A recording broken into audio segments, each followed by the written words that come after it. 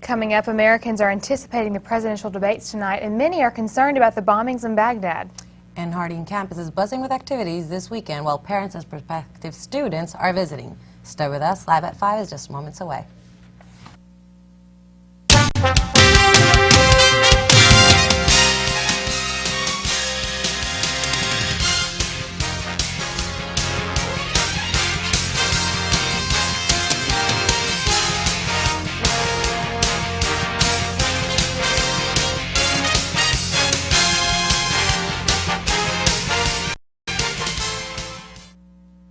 Thank you for joining us tonight on TV 16 News Live at 5. I'm Atenas Hernandez. And I'm Elisa Copeland. More than 50 people were reportedly killed in the latest round of violence today in Iraq. 45 of those people were killed in Baghdad car bombings. Suspected insurgents deadly car bomb attacks and operations earlier today aimed at Iraqi government targets. Iraq Interim Deputy Prime Minister Barham Saleh said, "We are obviously seeing a major onslaught by the terrorists on Baghdad and some other Iraqi cities." Defense Secretary Donald Rumsfeld acknowledged in a recent radio interview that the violence in Iraq is getting worse and said he expects it to increase as elections approach. For President Bush and Senator Kerry, tonight is a huge test. Both presidential candidates go before the nation tonight in their first debate. The candidate arrived in Florida yesterday for the big event. Within 33 days to go until the election. The latest CNN USA Today Gallup polls show Senator John Kerry has made up some grounds on President Bush, but still trails by 8% points in a head-to-head matchup. 9 points of Ralph Nader is factored in. The presidential debate starts at 9 p.m. Eastern. Well, Bison Days are here, and Harding has a fun-filled weekend planned for all of their guests. LaToya Riley is here in the studio with a look at the weekend's events. This weekend, Harding University will host hundreds of parents and children in its annual Bison Days. Here's a quick look at some of the weekend's planned activities. Now, Thursday tonight, you can watch our Lady Bisons beat Delta State on the soccer field. This is free tonight.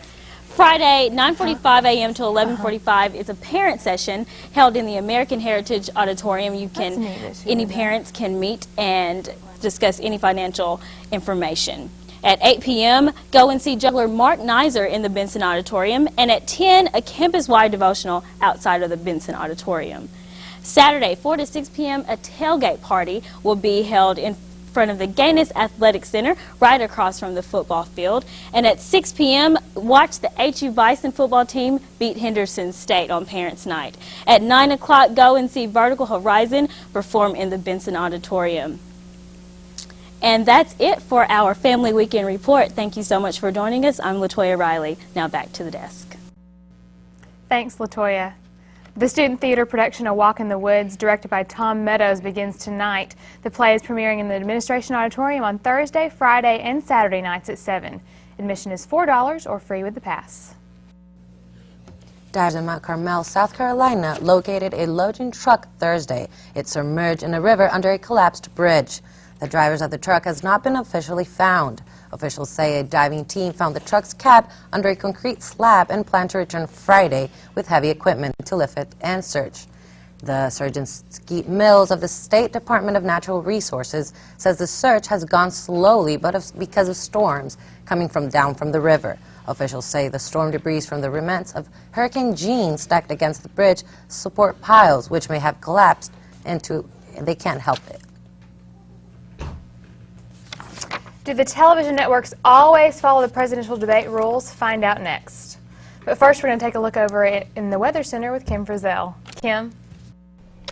Well, here we are at the Weather Center, and I have definitely been researching your weather for you because this weekend, I know you need to know if it's going to rain or not. So, stay tuned. We'll be back with more news and with your weekend weather.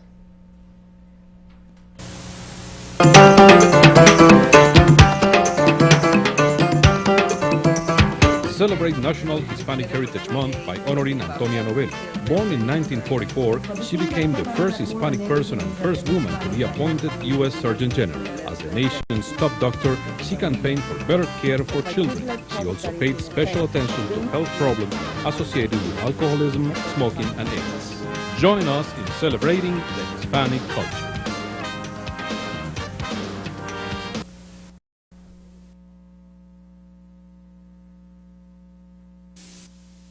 The odds of your child touching the stars are out of this world. The chance she'll grow up to be a famous architect is somewhat more down to earth. But the chances are more than 1 in 4 your baby isn't fully protected from childhood diseases. Be sure his baby shots are on schedule. Ask your doctor at every visit. Give your child the chance to be whatever he wants, even if it's a rock star. Even if you're sure, ask again. Chemistry class led me to a life of crime. I catch murderers, rapists, and thieves with a microscope. Help your daughter become a scientist. Instead of a tea set, get her a chemistry set. Look at the boring job I got from being a science nerd. Expect the best from a girl. That's what you'll get.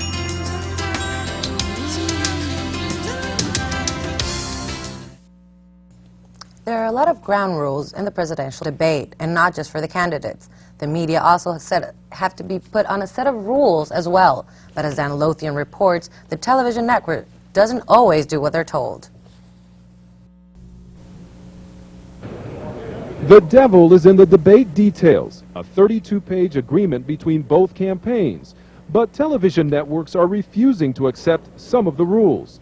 In particular, this item, barring TV cutaways while a candidate is answering a question. It's the kind of shot that embarrassed Al Gore in the 2000 debates. The candidates don't like the cutaway thing. They wanted, of course, the commission to try to stop that. Well, of course, it's not within our power to stop that. We don't own the feed. The debate commission says it won't sign the agreement, and no moderator has either. Fox News, which is handling camera feeds for the media in the first debate, said in a statement, "Because of journalistic standards, we're not going to follow outside restrictions." CNN and other networks issued similar statements, NBC saying, "We're not subject to agreements between candidates." Another issue, timing lights. The agreement says the TV audience must be able to see when a candidate's answer goes too long. But again, the networks have signaled they'll decide what to show. Those are details of television production that lawyers really don't have any knowledge of, and they shouldn't be involved in doing them. The questions that keep popping up around this controversy: is this even a debate? Is the agreement getting in the way of what voters should be seeing and hearing? There's no question, this is not the classic debate that you saw in college or in high school in debate society. But it's better than nothing. And when you realize that there's no way you can force these candidates to debate if they don't want to. Both of the candidates expect to score points on the issues, national security and foreign policy. But they are very familiar with debates of the past. They know what did work and what did not work. And so they're looking for every bit of advantage that they can get. Dan Lothian, CNN, Coral Gables, Florida. The political stakes are high for both candidates as they prepare to face off tonight. Senator Kerry and President Bush go before the nation tonight in their first debate. Political leaders from both sides have been weighing in with what each candidate has to do tonight. Former New York City Mayor Republican Rudy Giuliani spoke to CNN's Bill Hemmer this morning from Sarasota, Florida. The problem for Senator Kerry is he has 10 different positions on Iraq, and he changes them virtually every day. I mean, the last week he's changed them twice. So I can find a position of Senator Kerry's that agrees completely with mine and with President Bush's, and then I can find one that's diametrically opposed. Hardly the characteristic of a leader in time of war. The latest CNN USA Today Gallup poll shows Senator John Kerry has made up some ground on President Bush. Kerry still trails by 8% points in a head-to-head matchup, and 9 points in Ralph Nader is factored in. The presidential debate starts at 9 p.m. Eastern. An Arkansas woman pleads not guilty to the death of her husband. Ann Throneberry, along with her boyfriend Mark Holsenbach and his roommate William Frazier, faced charges of capital murder in the death of her husband, Ted Throneberry. The three were captured in April after a 2-week search. Investigators found charred human remains near the Throneberry's property that they say are Ted Throneberry. Ted's father filed a lawsuit against the three on August 6th, claiming they conspired to kill his son.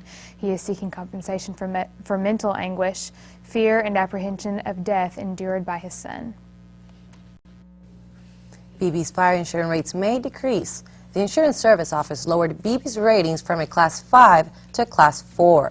Fire Chief William Nix says the city has been working on the new ratings for several years, but was trying for a Class 3 rating. Nix states that ISO does not want an Arkansas city with a volunteer fire department to be a Class 3. Nix credited the lowered rate for several factors, but has not yet known what they're going to do. The ISO announced the new ranking to Mayor Don Ward last week.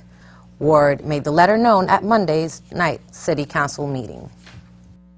A drug manufacturer says it's pulling its popular arthritis drug off the market. Merck & Company announced this morning it is voluntarily taking Vioxx off the worldwide market. It says an ongoing clinical trial confirms that medication increases the risk of heart attacks and strokes. The lava dome in Mount St. Helens craters appear to be growing, which may be the sign of a possible eruption. This growth, about 1.5 inches, may be coming from the buildup of gases within the volcano. The growth may also be from molten rock moving into the dome. Cascade Volcano Observatory Chief Scientist Jeff Wynn says that these measurements may be inaccurate due to the fact that there is only one measuring device in the dome. Wynn says the scientists may be around 48 hours to more clearly interpret the data. Scientists are keeping a close eye on the volcano, which has been stirring since Thursday. It will be an exciting final weekend in Major League Baseball as 3 playoff spots are still up for grabs. And the Bison are playing soccer right now at the soccer field. TV 16 Sports is coming up after the break. But first, Platter Portfolio, here's an update.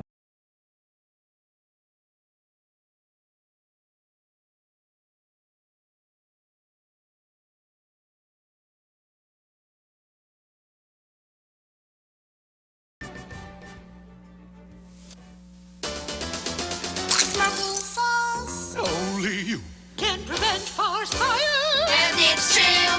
We know we can count on you to do what Smokey says. Drown your campfires with water. Make sure it's totally wet. Then stir and drown again. We know we can count on you to do what Smokey says. Only you can prevent forest fires. You know trouble can start when the clock hits 3. When there's no place after school for kids to be. Nothing to do but hanging on city streets. When mom and dad are working to make ends meet. Now it's time to beat the street. With after-school programs, city kids aren't left alone and vulnerable. They keep on learning between 3 and 6, but these programs need your support. Join with the Urban League to keep them going. Call now, because it's time to beat the street. Oh, and here we are at the Weather Center.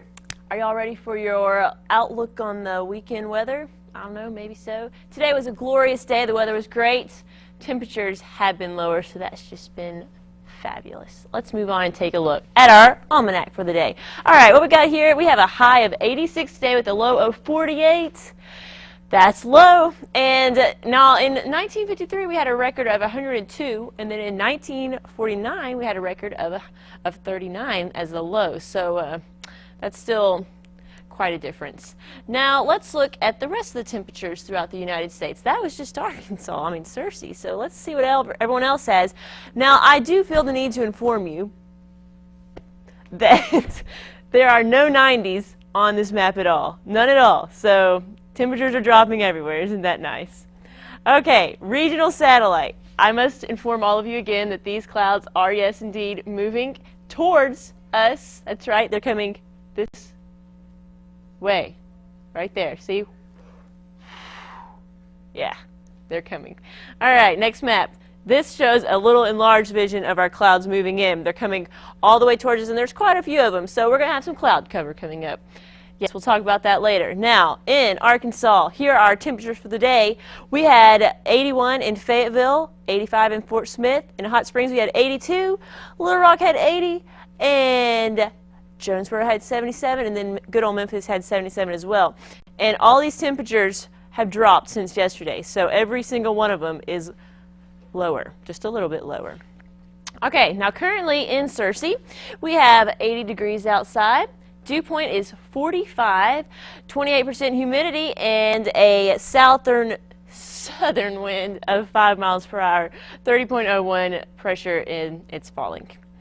Now, here's our service map. I have a few things to tell you about this. As you can see, we have a low pressure system in the northern plains, which is basically cooler air, drier air, and it is moving towards us. This is a quick front, so it'll be coming into northwestern Arkansas tomorrow night, and it will be leaving Saturday night. But it will be leaving behind it some cooler and dry air. And as you'll see on Sunday, temperatures will be, on Sunday morning, temperatures for northern Arkansas could be in the 40s. So that's quite a difference from what we're used to. Also, with our dew points, our dew point is usually in the 40s, but it's moving upwards towards the 50s, and that also will affect our rain chances, because with the higher dew points, we're going to need increased moisture for the rain to come onto the surface, so that could delay the onset of rain for us. Now tonight in Searcy, we have a sundown at 6:52 on the dot, and the wind is southeast at 5 miles per hour. Sky conditions, looks like we have a very, very slight chance of rain and thunderstorms after 5 a.m. So very slight, only 20%. Don't worry. Now tomorrow we have a sunrise at 7:02, and that's a huge difference from the 7:01 we had yesterday. So everyone take note. And the winds will be at south, coming in at 5 to 15 miles per hour, so give or take 5 miles per hour there.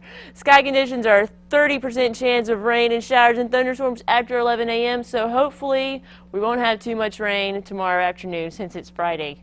No one wants rain on a Friday afternoon, and our high will be 82. I do feel the need to inform you all of our weather conditions in Lubbock, Texas. I had a request for that, so let's all look at this together. We have a huge little thunderstorm system that's sweeping down across Lubbock, and it's going to be bringing some severe thunderstorms, so everyone needs to look out for that if you're in Lubbock. Temperatures are in the high of 75 in Lubbock today, with a south-southeastern wind at 14 miles per hour, so that's pretty fast. Sky conditions, looks like we have a 40% chance of rain and severe thunderstorms before midnight. So, yes, prepare for some serious weather in Lubbock. All right, now I have another bit of very important information for you. This is my email address. Let's all look at it together. www.xpage.com/TV16weather. This has all of your current weather on it. So if you wake up and you want to know what the weather's going to be, well, just click on that little address and you can check, because it's very high tech, very high tech. Here's our weather for the next 5 days. On Friday, tomorrow, 30% chance of rain. Talked about that. Saturday, another slight chance of rain. We talked about that. Sunday, look at Sunday, 75, but a low of 47. So everyone bring a jacket when you get up for church.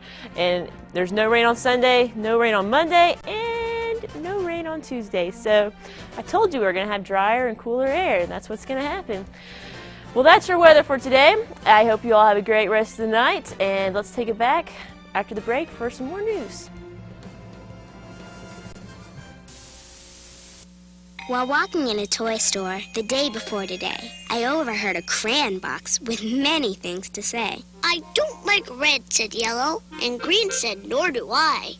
And no one here likes orange, but no one knows just why. Well, I bought that box of crayons and took it home with me and drew with all the colors so the crayons could all see that each of us is special and everyone's unique. But it's when we get together that the picture is complete. Where's Michael? National Guard duty. Ah, bet he's just sandbagging. I don't think so. Sure he is. He left us with all the big fires to put out. Over 52% of our military is made up of the National Guard and Reserve.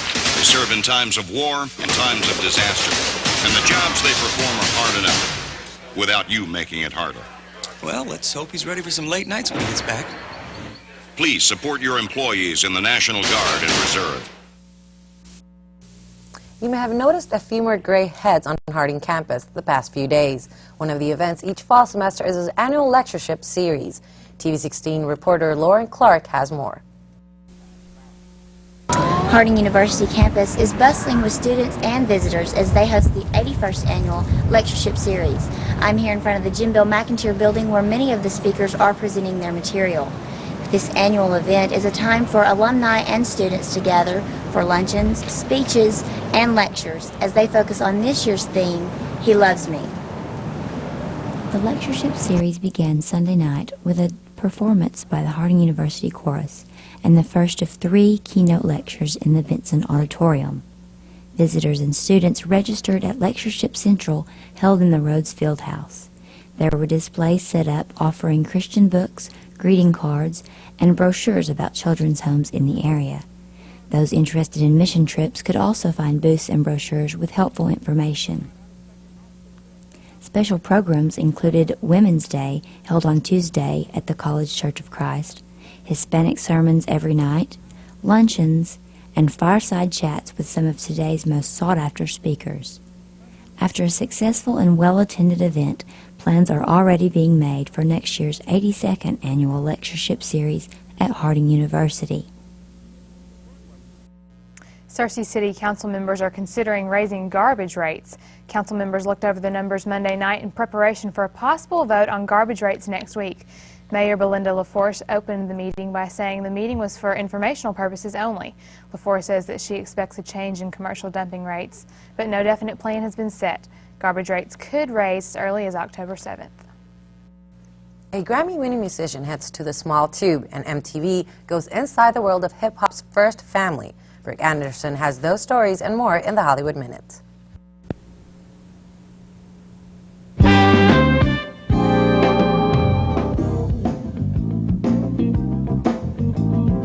Melissa Etheridge is starring in a television sitcom. The new show on ABC is described as a reverse Will and Grace.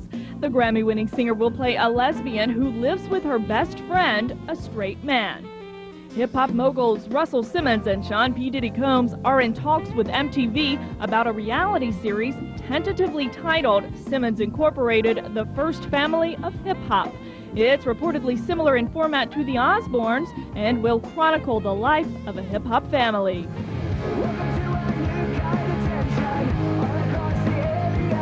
It's a good day for Green Day. The pop-punk band has its first #1 album on the U.S. pop charts. The disc is called American Idiot. And that's the Hollywood Minute. I'm Brooke Anderson.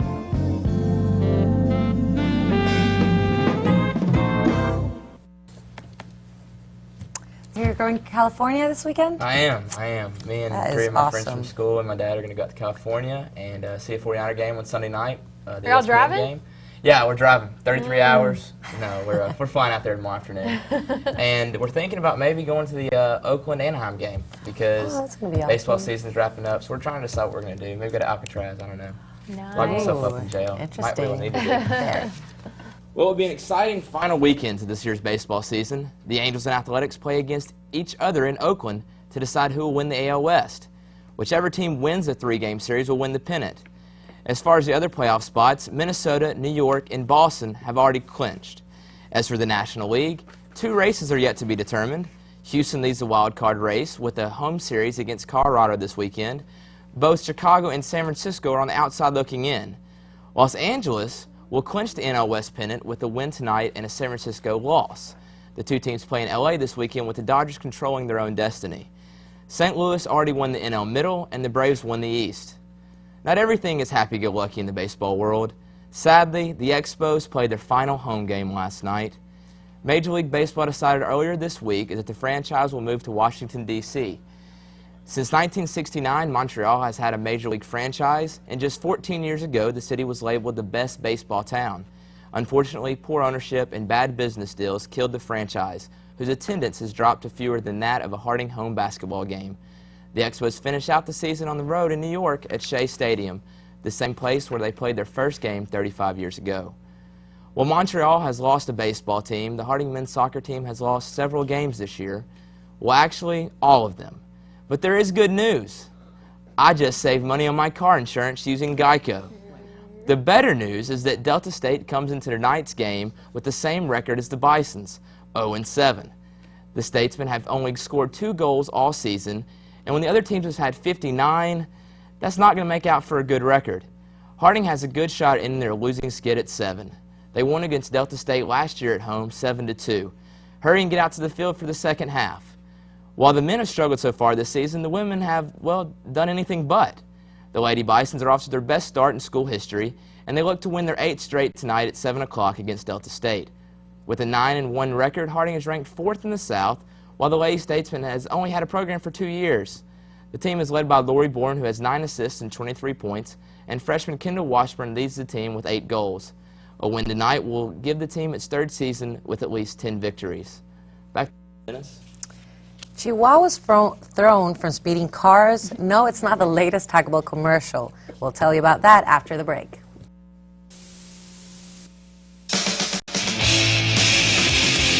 You are 100% unadulterated energy.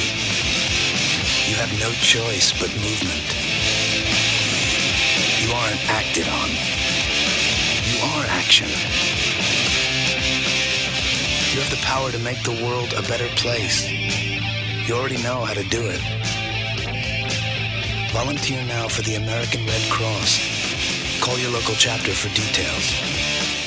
A small annoyance, left unattended, can lead to bigger problems. Like the little cheat you may find on your Medicare statement. Billing for services not provided. Unnecessary goods and services. Double billing. Medicare fraud and abuse waste billions. Who pays? You pay. If you see something questionable, fight back. Call the Medicare Fraud Hotline at 1-800-447-TIPS. A message from AARP and the U.S. Department of Health and Human Services. San Francisco Animal Care and Control wants the public's help in finding a suspect who threw 2 chihuahuas out of a speeding car Tuesday in the parking lot. A couple walking their dogs witnessed the incident and took the dogs to Animal Care and Control. The dogs are being held while the investigation continues. They'll eventually be put for adoption. The suspect is described as an adult male driving an old car with a white door. A gray car with a white door. No year, no model, just a gray car. That's it. That's all it said. Trouble with cars, right? You're Poor about the Indians Chihuahuas. game. After the Indians game against Kansas City, somebody had a drive-by shooting. One of the players got hit in the calf. Bummer. Yeah. It's been a crazy week. Very. Chihuahuas out of the car. Well, that's all the news we have for you this evening. Thanks for joining us. From all of us at TV 16, have a good night.